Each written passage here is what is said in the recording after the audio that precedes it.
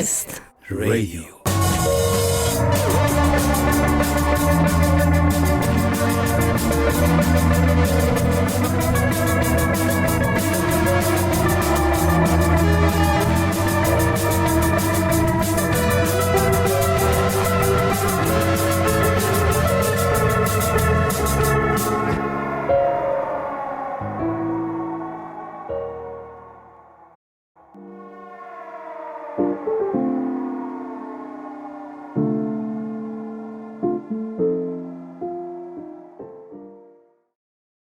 Yasmin, thank you so much for being with us and for your interest to talk with us. Can you please little bit introduce yourself? Sure. Well, first and foremost, thank you for having me. Such a pleasure to speak to you today. My name is Yasmin Ajar. I am of Kurdish descent and my family is from Turkey.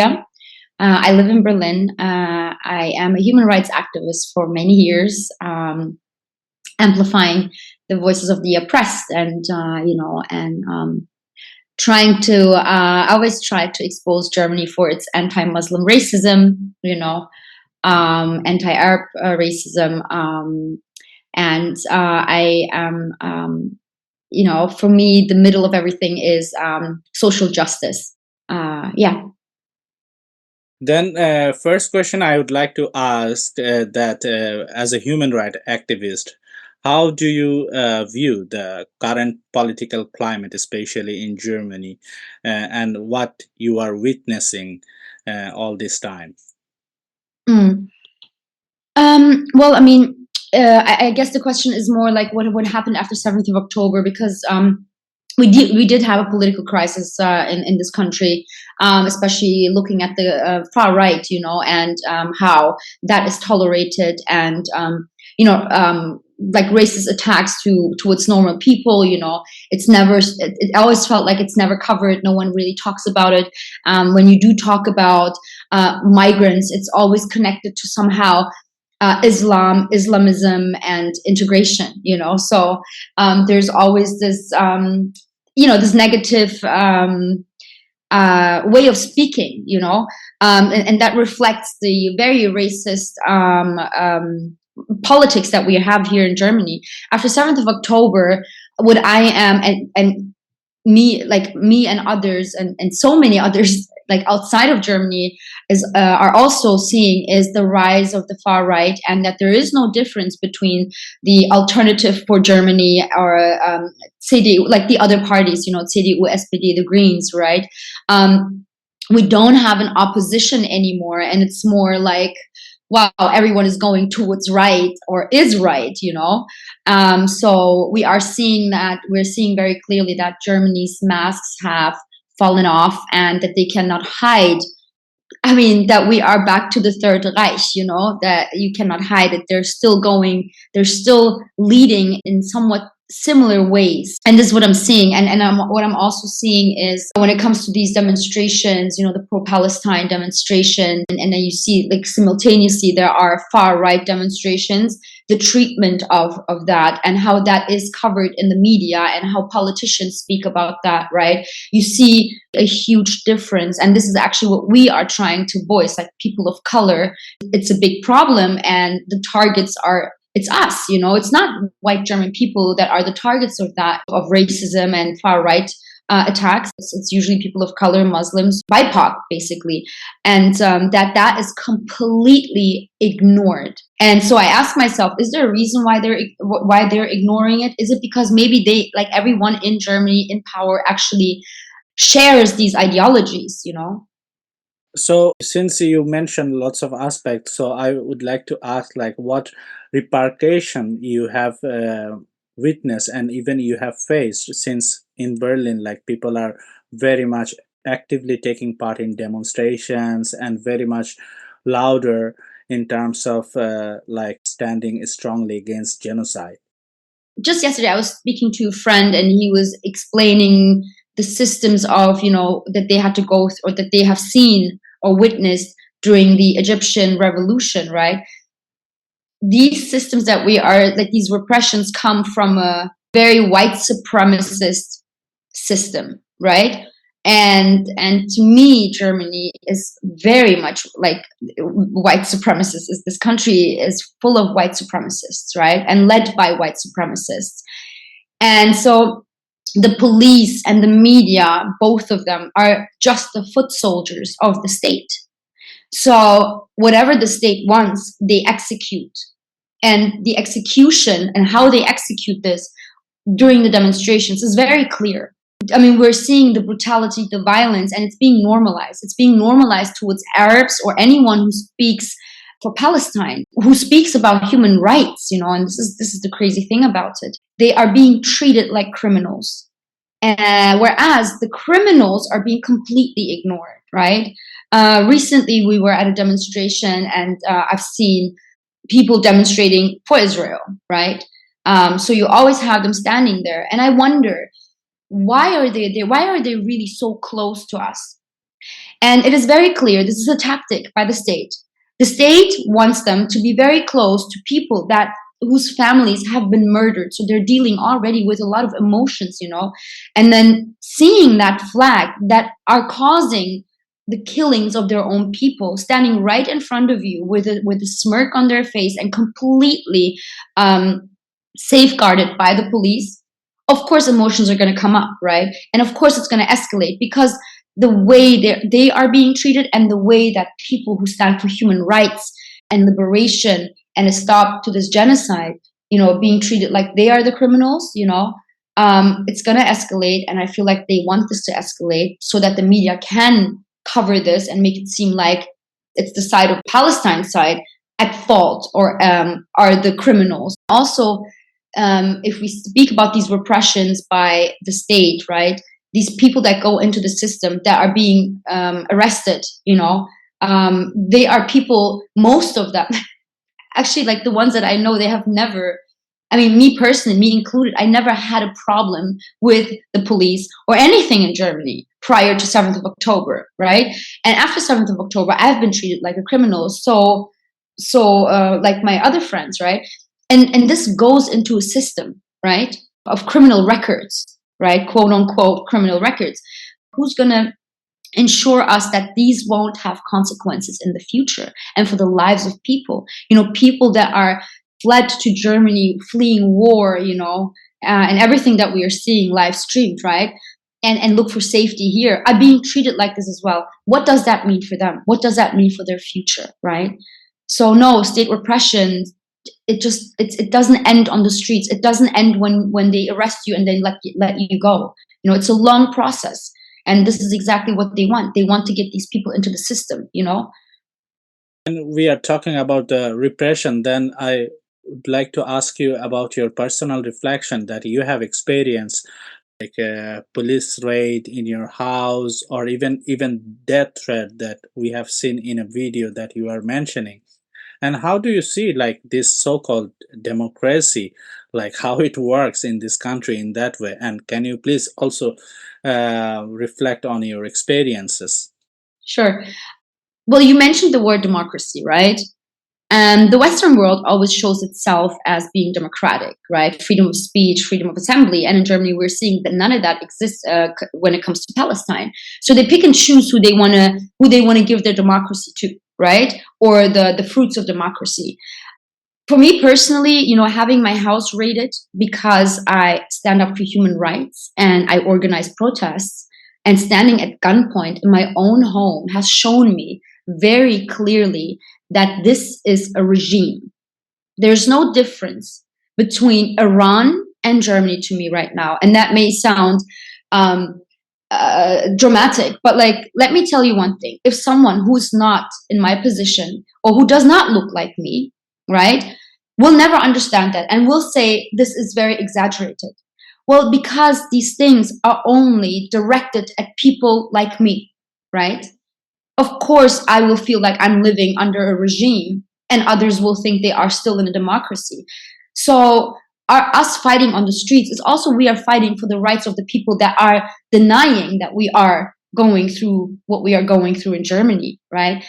And also, like standing at gunpoint in my own home, these raids and all these charges that I'm receiving, I have so many charges, right?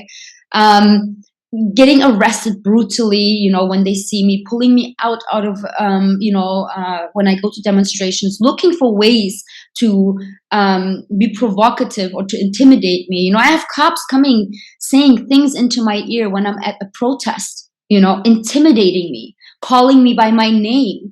Obviously they're treating me like I'm some mob, and that they're targeting. It's like it feels like it has become personal for them, right? So where is our safety? And when we do talk about it, it's being ignored. And then when we go one step further into the death threat that I have received, I hold the German media accountable for that, right?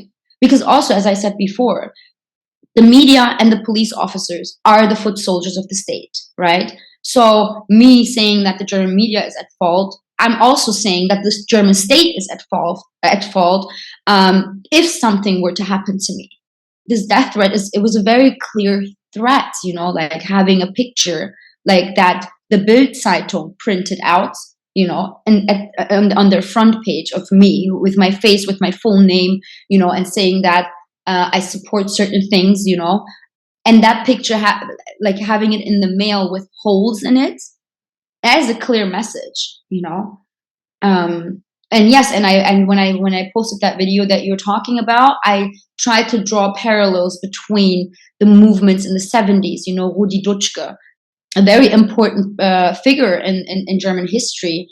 He was shot because of the German media, because they clearly called for crimes against him. And then finally he was shot by someone, and years later, he died because of his injuries from that terror attack against him. And so we're seeing nothing different, 50 years later. So the following question I would like to ask you, because you have mentioned something about white supremacy. Of course, like we pretty much well informed about this society is white supremacy. And do you think that this white supremacist society is enabling, because most of them are silent when it comes to talk about Palestine or like opposing like this ongoing genocide? Do you think that they are enabling this repression by their silence, and passively they are complicit? Absolutely. First and foremost, what is white supremacy? White supremacy is a group of people, which are white people mostly, they think they're superior and therefore have to dominate society, right? I don't believe that they're passively complicit. I think they're very much actively complicit in what's happening, because if we didn't have phones, if we didn't have social media, right? Maybe then we could say, okay, they don't really know much, but everyone has a smartphone today. I see grandmothers, elderly people walking around with smartphones. So it is impossible that they don't hear what's going on, or that they don't see what's going on. They're actively choosing to close their ears and eyes and mouth. So that is, to me, that's not passive. That's very active. They have a choice, and they choose to be on the side of the oppressor, on the side of the white supremacists, because they themselves are okay with the white supremacist ways, because they're comfortable with that. In Germany, as long as their comfort is not concerned, right, they will not say anything. And this is exactly what happened in the Third Reich as well, right? You had people literally, calling on their neighbors, Jewish neighbors, having them picked up. You had people that did see what was happening to the Jewish society in Germany, and outside of Germany, in other European countries, and none of them said anything. And that is how these things happened, right? So they are very much complicit to me. Like, I don't see no difference between a Zionist who actively says that he is a Zionist and someone who is not saying anything but actively choosing the side of genocide. So, and honestly, I'd rather have a Zionist standing in front of me who clearly shows that they are a Zionist than someone who keeps silent. That way I know who my enemy is, and if I can say it like that, right? But like the ones that are silent, they are worse, in my opinion. Yeah, I would like to ask you a different question since you are witnessing lots of situation, ongoing repression throughout Germany. So, do you sense a very interesting aspect that a silent divide and rule tactic at play, and that is, of course, like injected by the authoritarian power structure? And is that why we sometimes see even migrants hesitating to speak up for Palestine and this ongoing genocide? Yeah, I think it is very scary. I can understand certain people not wanting to speak up, migrants, as you say. We don't know their stories. Every migrant has really probably has a really sad reality they had to run from. And I cannot judge these people. We don't know what they are going through. We don't know what's at stake for them. I have friends, like, migrants as friends who don't have their papers and they need their jobs to support their family in the countries that they had fled from initially. So who am I to judge them? But this goes back to the regimes that we are living under, right? They are making these people feel that way, and I can only imagine how hurtful that must be for them, not being able to speak up because they have certain responsibilities, right? And this is how they get them. These anti-Semitic, anti-Muslim rhetoric is there to divide people, and it really works for them. And this goes into divide and conquer.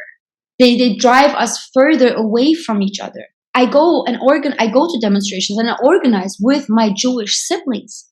I don't see any difference between us. It's not about religion. It's about white supremacists instrumentalizing Judaism to have a dominance, a white supremacist dominance in the Middle East. This is what they are trying to establish. And we are seeing right through that. And that is why we are not just this fight isn't just Israel. It's a broader thing. It's the white supremacists in general. It's the Western world, because Israel could not do what they're doing without the United States, Germany, with all the other white supremacist powers, right? They're obviously supporting this. They're obviously financing this and perpetuating this because they have something to gain from it as well. White dominance in the Middle East. If you would like to reflect a little bit or emphasizing a little bit about the racism pre and post October 7th, how did you see the racism? I'm trying to ask this because also it significantly the mass migration when it happened in 2015, the German society actually reacted, the reactionary scenario actually completely changed towards us. I was there in 2015 and I was working with refugees from Syria, from Afghanistan, from so many different countries. But did you know that 52% of the German population is actually see Islam as very or very very much as a threat, and this is not after 7th of October. This has always been there, and 58% believe that the Muslim population supports Islamists. So there has always been this thought of Muslims have an inherent predisposition for violence. That on itself is wrong. If we think about why they're thinking like this, it's because the media has portrayed us as that.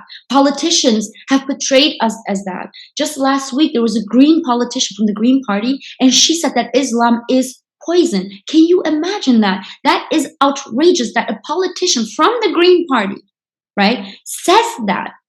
That is the same kind of behavior that they had in the Third Reich in 1940 towards Jewish people, calling that Judaism is poison. This is now they're doing the same thing, only that their victims are Muslims.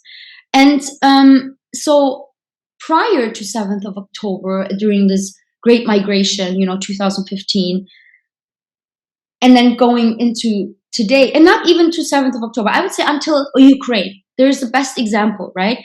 Yes, they had taken them in. but because Germany has to uphold a certain type of face in the world, right? Which I'm saying the masks have fallen off.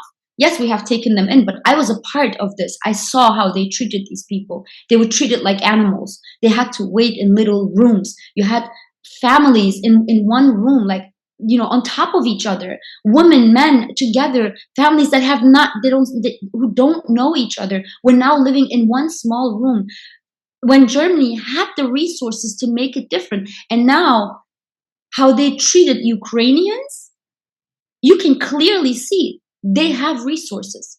It just depends, how they want to treat certain people. And race plays a big, big role in that. So prior 7th of October, we are not talk like, we are like, we don't even have people coming into Germany right now. They're even rejecting like highly injured children who want to come to Germany for treatment. They rejected them. So we don't have any migration at the moment, like, from that part of the world, meaning Palestine, right? Or the surrounding areas that are affected by this regional war that Israel is trying to run. But what we do see is their hate towards everyone that they deem to be Muslim, right? And that is very clear. They show it with no remorse. They show it with no shame. That's why I refer to this politician from the Green Party. This is the difference I see. The difference is before they were hiding it, and now they can't hide it anymore because it's being legitimized by the state, by its politicians, and by its journalists. They're saying, it's okay. You can show it. We have no problem. Because matter of fact, we feel the same way. This is what the state is saying.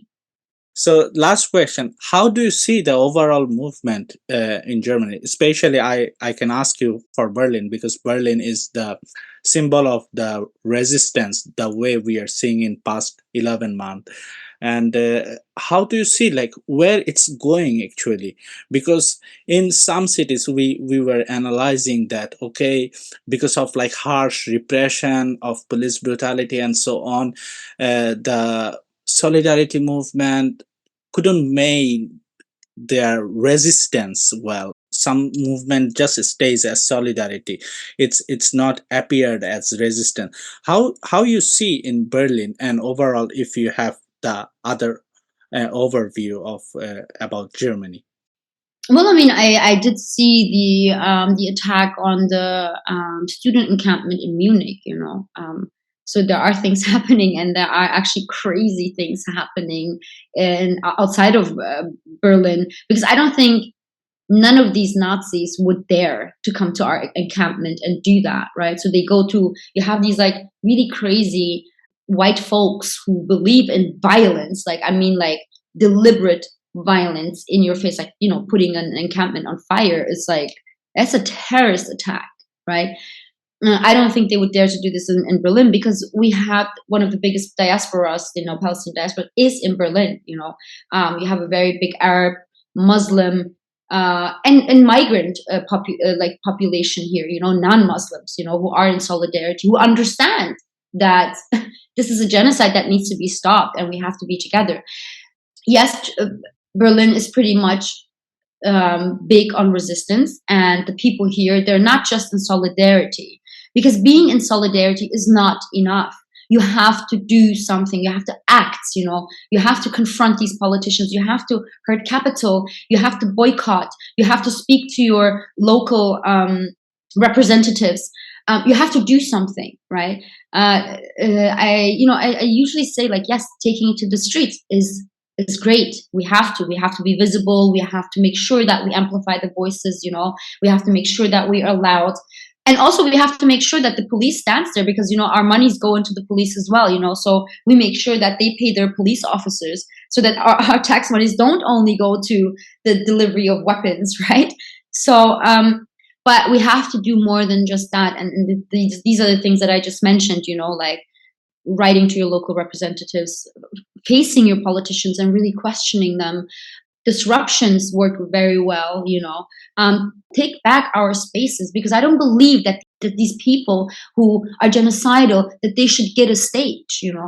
The people on the streets, the students, Palestinians, are the ones that should get the stage to speak about how they see the future. And I think this is what's happening in Berlin more and more, that people are like understanding, wait, we have to be very, very structured. We have to be very well organized to bring across our message. And in the beginning of the movement of the resistance, here in Berlin, they were like, everyone was fighting on so many different fronts. The repressions are really hardcore here.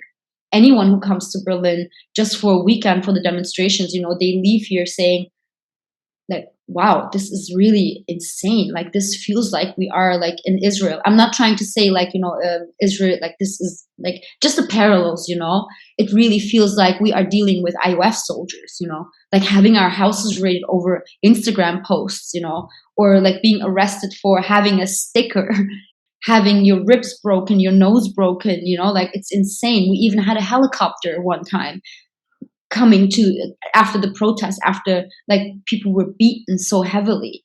Now we are at a stage where we are willing to take it further, and we are done. We are done taking all these beatings and just going home and being okay with it, and then 6 days later we're going back to get beaten. This is not going to be what's going to stand. It's not going to stand. You know what I mean? They are losing. And they know that. And they're talking about that people are being radicalized. It's because the state is radicalizing them, right? It's because the police is radicalizing them.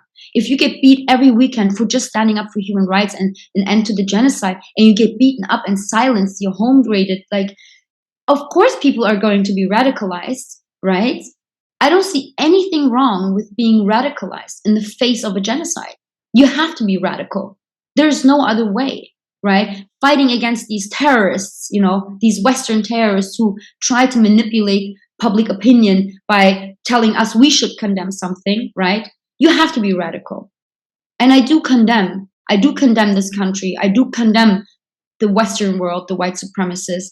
And I'm willing to continue to fight against these systems of oppression. And this is not just for Palestine, but it's for all oppressed nations.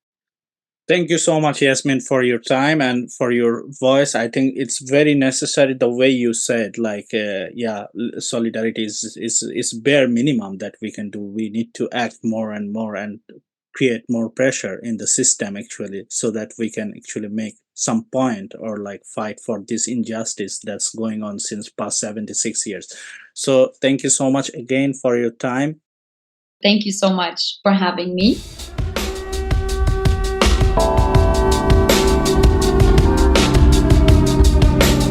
Unrest Radio.